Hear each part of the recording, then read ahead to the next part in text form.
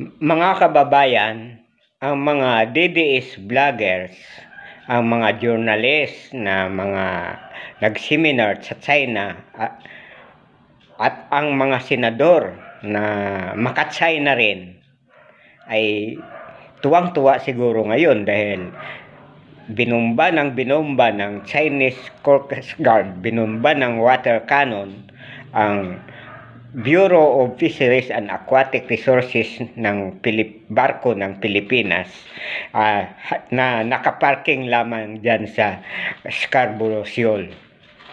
Ang problema na naman siguro nito ay hayaan na lang ba natin sila na ganyan tayong lagi na lang nilang gagawin at ang atin namang gagawin ay not verbal na lamang. Nagkaroon ng konting damages ang mga communication equipment ng barko ng Bipar.